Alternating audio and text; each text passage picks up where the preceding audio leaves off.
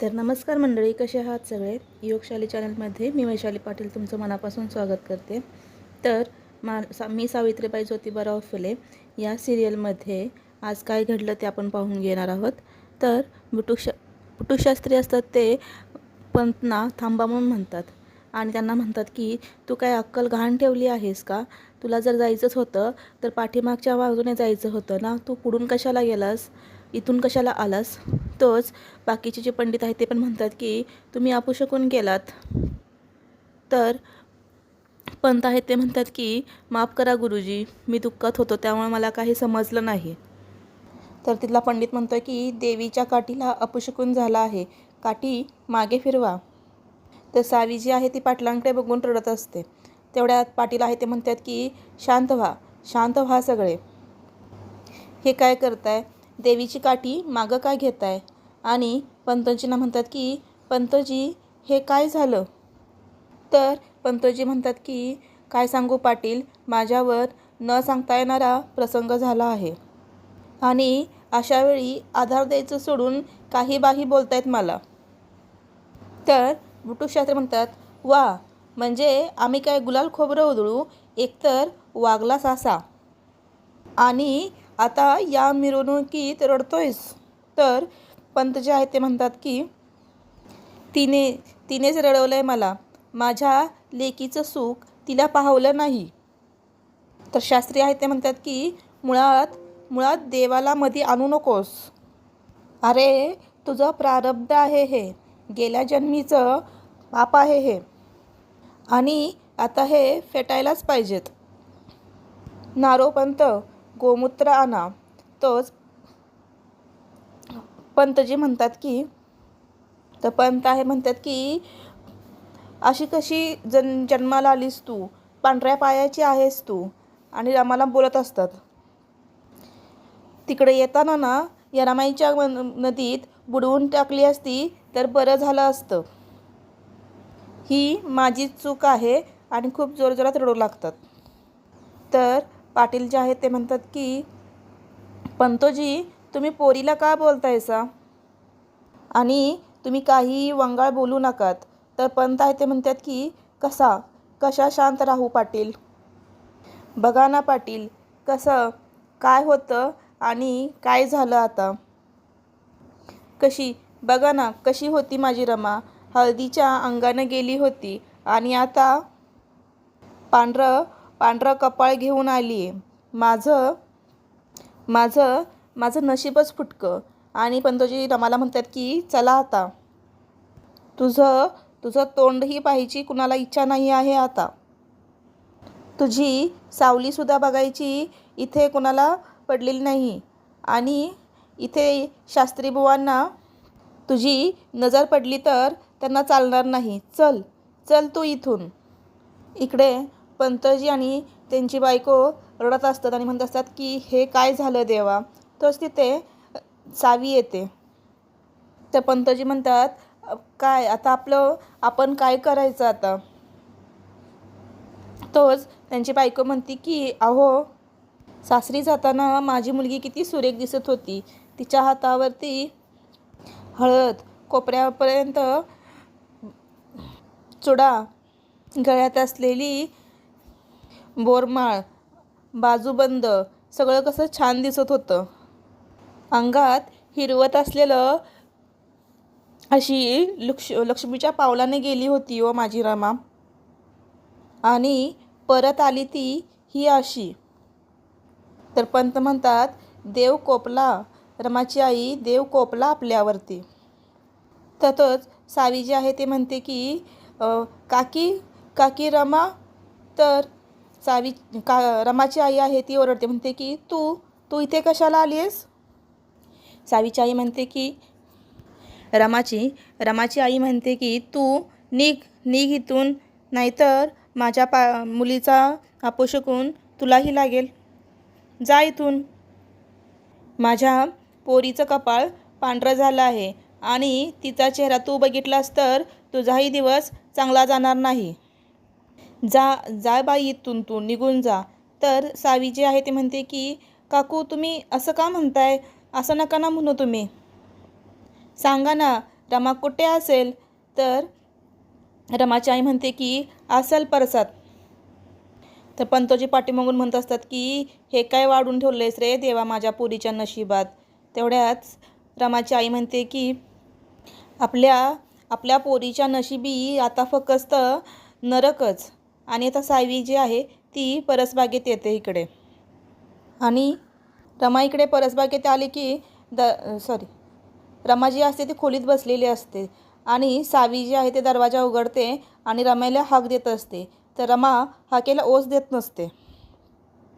तेव्हा रमा इकडे म्हणते की सगळं सगळं संपलं आहे अगं रमे.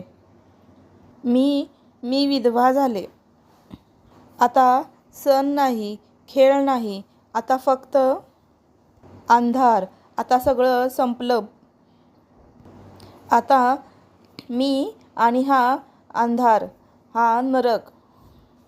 सावी म्हणते की अगं रमा असं नको म्हणूस. तर रमा म्हणते की मी आबासने सांगते. तर रमा म्हणते की याचा काही उपयोग नाही होणार आता सावे. असं काही होईल असं सावे कधीच वाटलं नव्हतं. बघ सावे माझी काय अवस्था करून ठेवली आहे त्या पुण्यांच्या लोकांनी.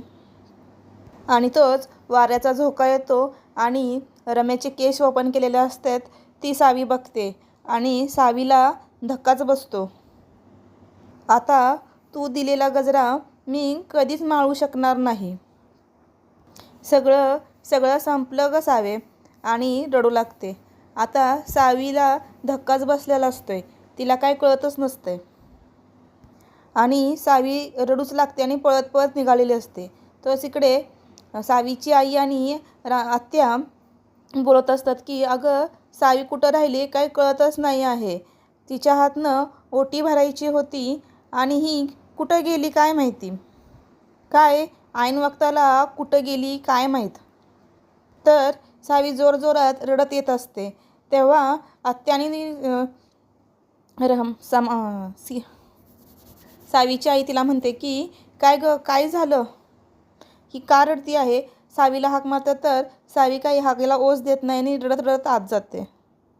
तर सावी रडत रडत घरात येते आणि दरवाजा लावून घेते. तोच अक्का आणि सावीची आई त्याला हाक मारत असतात पण ती दरवाजाच ओपन करत नाही. तर आत्या जी आहे म्हणते की या पोरगीचं काय कळतच नाही. घटकेत हसती काय घटकेत रडती काय काय काय कळना झालं आहे. तर खरंच मंडळी त्या काळात कसं होतं ना की नवरा मेला की केस वगैरे कट करायचे. ही प्रथाच खूप विचित्र होती. आणि कसं वाटत असेल त्या काळी, कसं म्हणजे महिला ज्या आहेत त्या सहन करत असतील. खरंच आजकाल चला तर पुढे बघूया काय झालं आहे ते. तर सावीची आई सदूला हाक मारते आणि म्हणते की जा तुझ्या आबांना घेऊन ये. आणि सावीला इकडे सगळं आठवत असतं की बटूशास्त्री कसे म्हणलेले असतात की रमाला की ह्या पांढऱ्या पायाच्या पोरीला कशाला घेऊन आला आहेस म्हणून. हे सगळं रमाला आठवत असतंय. तेव्हा सावीला तिथे कंगवा दिसतो. तेव्हा तिला आठवते की रमाचे सगळे केस कापलेले आहेत आणि तिला आता केस विंचरायला कंगवाच काही उपयोगाचा नाही आहे. तिचं टक्कल केलेलं आहे हे सगळं दिसतं तिला आणि आठवून रडत असते. आणि सावीला आठवतच असतं आणि रडत असते. तेवढ्यात तिथे बटूशास्त्र्यांची बायको येते आणि सावीची आई म्हणून बाहेर ओरडत असते. तेव्हा लक्ष्मी जी आहे ती बाहेर जाते. तर इकडे लक्ष्मी जी आहे ती बटूशास्त्रीच्या बायकोंना म्हणते की या ना तुम्ही बाहेर का आहात. तर बटूशास्त्र्यांची बायको म्हणते की नाही मी आता नाही आहेत, मी सोहळ्यात आहे ना आत्ता. ते शिवाशिव परत स्नान त्यामुळे नकोच. तेव्हा शास्त्रींची बायको म्हणते की काही कानावर आलं का तुमच्या. तर लक्ष्मी म्हणते की नाही काय झालं. तर शास्त्रींची जी बायको आहे ती म्हणते की पंतोजींची रमा विधवा झाली ना बिचारी. तोच लक्ष्मी म्हणते की अरे देवा आता ह्या पोरगीच्या लग्नाची हळद बी उतरली नसल तवर हे सगळं झालं. लय वंगाळ झालं. तेव्हा शास्त्रींची बायको म्हणते की त्या पंतोजींच्या त्यांच्या घराच्या इथून येत होते ना तेव्हा बाई काय काय आकांत चालला आहे हो तिथे. ते सावीची आई म्हणते की अहो पण एकाएकी काय झालं. तेव्हा शास्त्रींची बायको म्हणते की अहो पोरगाला मिरगी आहे हे त्यांनी लपवलंच आणि यांनीसुद्धा चौकशी केली नाही. एवढं एवढं मोठं स्थळ मिळतंय म्हटल्यानंतर पंतोजींच्या तोंडाला पाणी सुटलं असेल. पोरीत दोष नाही आहे हो, त्यांना दिसले ते फक्त त्यांच्या घरातले मोती.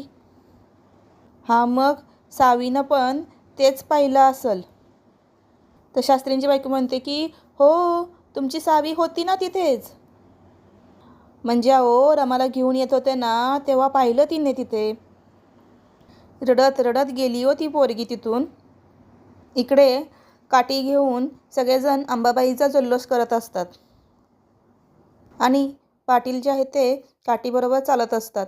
तेवढ्यात तिथे साधू येतो आणि म्हणतो की आबा आबा, आणि आबांच्या कानात सगळं काय झालेलं आहे ते सांगतो.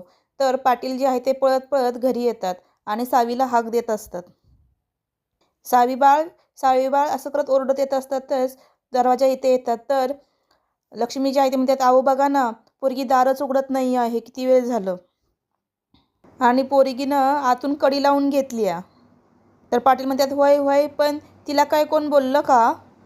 अक्का अक्का तू काय बोललीस काय तिला. अहो तिला कोणी काय सुद्धा बोललं नाही. तर आबा म्हणतात मग मग काय झालं तिला. तर सावीची आई म्हणते की रमा आली आहे त्यामुळं. तर पाटील म्हणतात की अहो ते मला कळलं की ती काठीच्या ह्याच्यामध्ये असताना ती आली. तर त्याचं काय. तर लक्ष्मी म्हणते की ती ती गेली होती तिला भेटायला. जशी भेटली तशी रडत आली इकडे. का का ते विचारू नका. तर पाटील म्हणतात ए साऊ बाळ अरे दरवाजा उघड. तर रमाला याआधी झालेला प्रसंग आठवत असतो. त्यामध्ये सुद्धा बटूशास्त्री ओरडत असतात आणि सावीला पुन्हा पुन्हा ती दृश्य दिसत असतात. म्हणजे रमाला कसा गजरा दिलेला असतो, तिचे केस कापलेले आहेत, हे सगळं पुन्हा पुन्हा आठवत असतं. अरे अक्का म्हणतात की अरे लक्ष्मी हिला इकडं काठीला वटी भरण्यासाठी शोधती आणि ही तिकडं जाऊन बसली होती. आता ती तिकडं रांडवून बसली असणार आणि तिथे गेली असणार ही आणि आता आली इथे. तर लक्ष्मी जी आहे ते म्हणते की अगं तुझं आबा आले आहेत तर आता तरी दार उघड. अव सांगा ना तिला दार उघडायला. तर पाटील म्हणतात अरे बाळा सावी दरवाजा उघड. तेव्हा रमा कशी सजलेली असते आणि तिला कशी घेऊन गेलेलं असतात, तोच तिला बटूशास्त्री जी आहे ते सती जात असताना कशी ती आग लावत असतात हे सगळं पुन्हा आठवतंय. तर पाटील म्हणतात की सावी बाळा असं दरवाजा लावून बसायचं नसतंय, काय झालंय ते मला सांग बरं, उघड दरवाजा. तर अक्का इथे म्हणते की अरे हे असलं डोक्यात घेणं बरं नाही रवं. तर सावीची आई रडत असते म्हणते की अजिबात ऐकत नाही ही पोर. तर पाटील तिच्यावरतीच खवळतात आणि म्हणतात की तुम्ही जरा दमाने घ्या की, सारखं रडत काय असताय हो, थांबा जरा. अक्का म्हणते अरे लेकरा नको परीक्षा बघू. तर आबा म्हणतात की अरे बाळा अरे दरवाजा उघड. तर आबा म्हणतात की ए बाळा दरवाजा उघड ना, नाहीतर मी दार तोडीन सावे. तर माधवाला हाक मारतात आणि म्हणतात की ए माधवा ये इकडे, आणि येताना ती पार घेऊन ये, दरवाजा फोडायचा आहे. सावी दरवाजा उघड नाहीतर मी दार तोडणार आहे. आबा दरवाजा तोडायला गेल्यानंतरच सावी दरवाजा उघडते.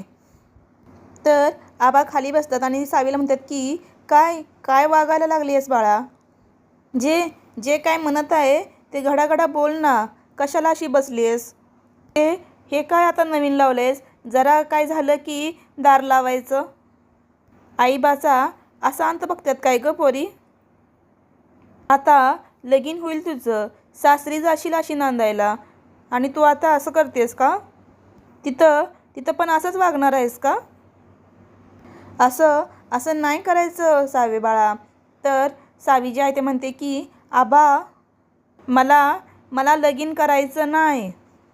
तर सावीची आई म्हणते की सावी आता हे काय नवीन खूळ आहे आता.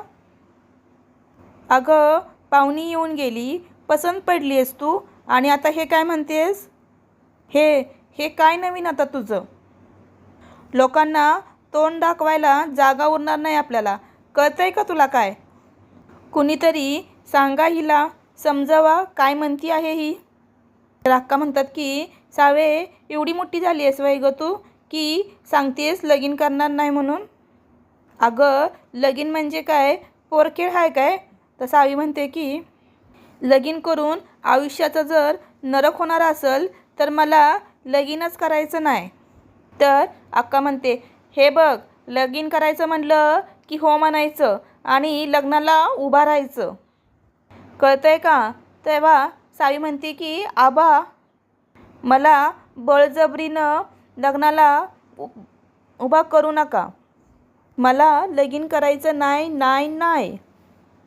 मला लगीन करायचं नाही. आणि भोवळून तिथंच आबांच्या खांद्यावरती पडते. तर आबा ते माधवाला हाक मारतात आणि म्हणतात की वैद्यबुवाला घेऊन ये पटकन दिशी. तर माधव आहे तो होय होय म्हणतो आणि वैद्यबुवांना आणायला जातो. आता इकडे ज्योतिबाराव असतात ते हिशोब करत असतात आणि दादा त्यांना विचारत असतात की गुरुपक्वांच्या 2 करण्यांचा हिशोब केला आहे का? तर ज्योतिराव म्हणतात की होय. तर रघु आहे तो म्हणतो की राजाराम आहे ते म्हणतात की काकाशी तुझं काय बोलणं झालं का रे? तर दादा म्हणतात की हे बघ दादा, आपल्याला त्याच्याबरोबर सुरिकच नको असे दादा म्हणत असतातच. राजाराम आहे तर म्हणतात की अहो दादा, यामुळं शेतावरची ती भांडणं तरी मिटतील. तेव्हा दादा म्हणतात की आणि आपल्या घरात भांडणं सुरू होतील. मी काय म्हणतोय, ह्या रानोजीचं सुरिकाच्या निमित्तानं आपल्या घरात याचं नुसतं शिरायचा काम करतोय. त्याचं हे काम चालू झालं आहे. नगच आपल्याला ती सोयरीक. आणि ते निवसे पाटील आहेत त्यांच्याबरोबर बोलणं चालू झालं आहे. त्यांचा काय निरोप येतोय ती बघू की, आणि मग ठरवू. काय ज्योती? तर ज्योतीकडे बघतात तर ज्योतिराव आहे ते थोडेसे अडबडतातच आणि दादांना म्हणतात की दादा, ते महिन्याभराचा हिशोब सगळा केला आहे. कारकून आलं की दाखवतेच नाही समज. आणि तर सगळेजण ज्योतीकडे बघून हसत असतात. म्या सदाशिवचा निरोप आला होता, तिकडं जाऊन येतो. तेव्हा राजारामची बायको आहे ती म्हणते की दादा, ती पाटलांची पोरगी आहे ती कशी आहे? अगं नक्षत्रावाणी आहे बघ, दादा म्हणतात. तेव्हा ज्योतीची आई आहे ती म्हणते की नाव काय आहे तिचं? तर दादा म्हणतात की सावित्री ज्योतिराव फुले. आता इकडे सावीच्या घरी वैद्यबुवा आलेले असतात आणि ते सावीला बघत असतात. आणि वैद्यबुवा म्हणतात की काळजी करण्यासारखं काहीही नाही आहे. तर सावीची आई म्हणते की पोरीने भोवळ कशी आली होती? तेव्हा वैद्यबुवा म्हणतात की काही नाही, पोरीने धसका घेतला होता. ह्या पोरींच्या वयाच्या पोरींना दुःख दिसलं किंवा ऐकू जरी आलं तर ह्या मूर्छित होऊ शकतात. पण भ्याचं काही कारण नाही. त्यांना जाग आली की अगदी शांतपणे त्यांच्याशी बोला. आणि मी चाटण करून आणलं आहे ते द्या. ते मात्र त्यांना मधातून द्या. मी मुळी आणली आहे ती उघडायची आणि कपाळाला लावायची. काळजी घ्या अगदी. तेव्हा वैद्य हे सगळं बोलून निघून जातात. तेव्हा आबाजी आहेत ते सावीजवळ बसतात आणि म्हणतात की सावी, आणि इकडे आता ज्योतिबाराव आपल्या मित्रांबरोबर बोलत आहेत. तर मित्र सगळे चिडवत असतात, आम्हाला वाटलं की तू पुण्याचा वाटच विसरलास. तर ज्योतिराव म्हणतात की अरे तसं काय नाही, तिथं जत्रा होती म्हणून 2 दिवस राहायला लागलं.